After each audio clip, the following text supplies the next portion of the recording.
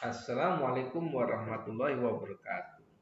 Jumpa lagi dalam kajian manajemen pemasaran. Tema kali ini pada materi ketujuh yaitu saluran distribusi dan supply chain management.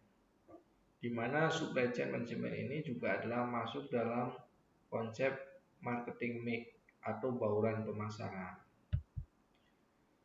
Nah, fungsi dari saluran distribusi ini memang adalah untuk informasi, mendapatkan informasi tentang finansial, tentang promosi, tentang hubungan dengan pelanggan atau stakeholder yang lain, negosiasi. Jadi fungsi-fungsi dari saluran distribusi ini memang memiliki dampak yang cukup kompleks. Nah, di dalam saluran distribusi, perusahaan itu harus bisa menjamin produknya bisa dibeli, terjangkau dibeli oleh konsumen. Oleh karena itu, secara konvensional, model marketing untuk bisa memberikan kesediaan atau persediaan produk kepada konsumennya melalui saluran distribusi, yaitu bisa juga melalui channel, direct channel, atau saluran langsung, indirect channel, saluran langsung, atau model keduanya, ya, atau model yang lebih panjang lagi saluran distribusinya. Dan ini memang sangat beragam, tergantung konsep bisnis yang memang dikembangkannya maunya seperti apa. Kalau model jarum, model rokok itu cukup panjang, ya. Tetapi memang di tiap kota itu punya agen-agen resmi dari perusahaannya, sehingga pedagang besar langsung dikuasai oleh perusahaan. Nah, dalam saluran distribusi ini kita mengenal namanya manajemen rantai pasok atau manajemen rantai pasok, supply chain management. Jadi supply chain ini sebetulnya adalah pendekatan strategis dalam mengatur alur supply, aliran barang, informasi dari titik asal hingga titik konsumsi. Jadi ini mencakup semua proses yang terlibat dalam mengubah bahan mentah menjadi produk akhir dan mendistribusikannya ke konsumen. Sebuah aliran kerja, aliran informasi, aliran keterlibatan sebuah proses, aliran transfer sebuah produk yang dimana komponen-komponennya itu saling berkaitan. Nah, kemudian kita definisikan apa sih sebetulnya namanya rantai pasok itu. Dalam konsep ini, rantai pasokan itu adalah jaringan yang menghubungkan berbagai pihak yang terlibat dalam penyediaan produk, mulai dari pemasok mentah, produsen, distributor, pengecer, hingga konsumen akhir. Itulah model yang namanya rantai pasok. Rantai pasok itu ada skalanya nasional, bahkan ada yang skalanya internasional. Pemain-pemain besar dalam rantai pasok internasional tentunya adalah kelas-kelas dunia yang modalnya juga cukup besar, memiliki kompetensi dalam hal produk-produk inti tertentu, dan itu dikuasai bisa juga secara politis baik oleh negara maupun perusahaan-perusahaan kelas dunia. Nah, setelah saya menjelaskan tentang apa itu rantai pasok, nah di sini saya akan menjelaskan fungsi manajemen rantai pasokan. Jadi manajemen adalah pengelolaan, bagaimana kita mengelola rantai pasokan itu. Jadi fungsi dari rantai pasok itu didasarkan pada pengadaan, sourcing, pengadaan. Sumbernya mana? Sumbernya dari mana? Itu harus kita telusuri dan kita ketahui. Kemudian manufaktur. Jadi ada sebuah proses yang dibuat, yang dikerjakan sehingga muncullah yang namanya rantai pasok.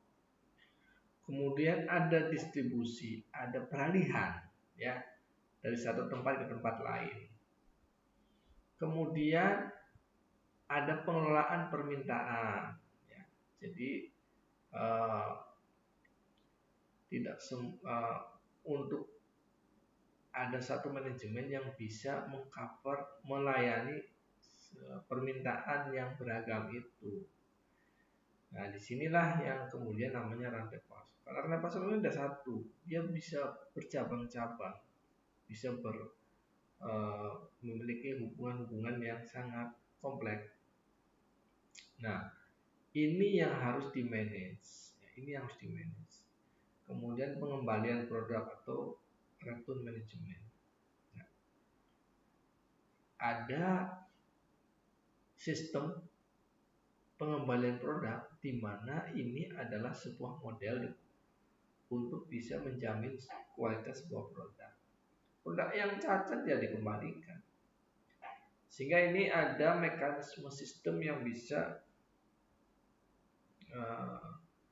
menjamin atau bisa juga sebagai suatu kontrol terhadap proses dari rantai pasok itu sendiri. Kemudian kita melihat bahwa elemen kunci dari manajemen rantai pasok itu, rantai pasok itu koordinasi dan kolaborasi. Rantai pasok itu tidak akan berjalan kalau tidak ada koordinasi, tidak ada kerjasama ya tidak akan berjalan. Makanya memang untuk bisa kita melakukan atau menjalankan manajemen rantai pasok itu kita harus memiliki kemampuan untuk bisa berkoordinasi dan berkolaborasi. Kedua ada teknologi dan sistem informasi. Tentu sekarang semuanya serba IT sehingga sudah tidak mungkin bahwa sistem rantai pasok itu tidak menggunakan IT. Kemudian strategi pengadaan. Ada mekanisme yang sangat ketat dan baku di mana masing-masing pihak itu tidak mungkin melakukan pengadaan melebihi jumlah modal yang dimiliki hanya untuk memaintenance persediaan. Sehingga kalau persediaannya cukup banyak itu justru rugi perusahaan. Karena modalnya itu tidak berputar. Maka disinilah kemampuan model manajemen rantai pasok itu harus dipertaruhkan, dibuat sehingga bisa meningkatkan kinerja perusahaan, menyehatkan perusahaan. Ini ada perencanaan dan pengendalian. Ada perencanaannya, ada pengendalian. Karena ini bersifat manajerial. Lalu apa manfaat dari manajemen rantai pasokan itu? Ya, mengapa kita butuh melakukan pengelolaan rantai pasok? Ya, karena adalah bisa membuat efisiensi biaya.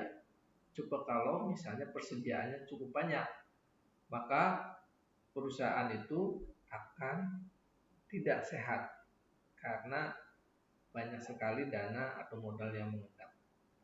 Ada peningkatan kualitas, ada suatu sistem yang dibangun di mana ada proses return, ada proses check and balance, ada proses pertanggungjawaban, ada proses penyegaran di situ, tidak lama menumpuk di satu tempat karena prosesnya itu link and match ya, terkoordinasi dan terkolaborasi. Kemudian ada responsivitas ya, karena sistemnya connectivity maka pasti ada responsivitas. Masing-masing pihak itu harus punya semacam PR atau orang yang bertanggung jawab dalam proses koordinasi itu yang bisa memaintain hubungan antar kelembagaan itu. Yang selanjutnya adalah menjadi kepuasan pelanggan. Kenapa kepuasan pelanggan? Hal ini disebabkan karena manfaat dari rantai pasok itu adalah menjamin kualitas produk. Sehingga sudah pasti dan sudah tentu kepuasan pelanggan itu akan meningkat. Lalu tantangan yang dihadapi dalam manajemen rantai pasok. Sekalipun memang rantai pasok itu memiliki manfaat yang besar dan bagus, namun rantai pasok juga memiliki tantangan. Sebagaimana kehidupan itu ada saja hal kendala, ada saja beban, ada saja hal-hal yang tidak bisa di-cover secara umum. Misalnya ketidakpastian pasar, kekompleksivitasan, resiko dan keamanan, dan sustainability. Ini sebuah tantangan yang harus dihadapi oleh manajer rantai pasok. Pasar belum tentu tumbuh terus, ya. Bisa saja kemudian menurun dan stagnan, dan itu juga akan menghambat atau memperlambat atau mengacaukan sistem rantai pasok. Ya, ada kehancuran sebuah perusahaan misalnya satu sisi, ya, karena semua komponen kadang-kadang terkonektif di dalam sistem produksi dunia sekarang. Kemudian kompleksitas itu sangat kompleks, ya. Saking ruwetnya sehingga itu menjadi problem yang harus diatasi oleh rantai pasok. Resiko dan keamanan itu akan selalu ada di dalam proses kehidupan itu. Tidak semuanya itu settle, tidak semuanya itu bisa dikendalikan, dan tidak semuanya itu bersifat konstan. Ada tumbuh, ada hilang, sehingga resiko-resiko keamanan itu sudah pasti ada. Belum lagi kemudian dalam sistem rantai pasok ini erat kaitannya dengan distribusi barang yang sangat jauh. Resikonya sangat besar, bisa rusak, bisa karena kejahatan dan sebagainya. Dan apakah keberlanjutannya? Keberlanjutan itu menjadi tantangan sustainability-nya. Apakah akan terus berlanjut? Tidak pasti. Ya, masalahnya di situ. Ketika terjadi discontinue, maka akan mengacaukan sistem rantai pasok secara keseluruhan. Itulah tantangan yang dihadapi dalam manajemen rantai pasok. Bagi orang-orang operasional yang memang mau mendalami tentang sistem ini atau bekerja dalam sebuah sistem rantai pasok dunia misalnya, akan paham bahwa akan ada perubahan-perubahan naik turunnya sebuah proses yang belum tentu sama. Misalnya kadang ramai, kadang juga tidak. Itu yang bisa saya jelaskan dalam manajemen rantai pasok. Mudah-mudahan bisa dipahami, dan selanjutnya Anda bisa membaca lebih detail di modul pembelajaran saya yang sudah saya print dan sudah saya bagikan. Mudah-mudahan ini bermanfaat. Ini adalah sekilas untuk bisa mengingat poin-poin penting di dalam manajemen rantai pasok.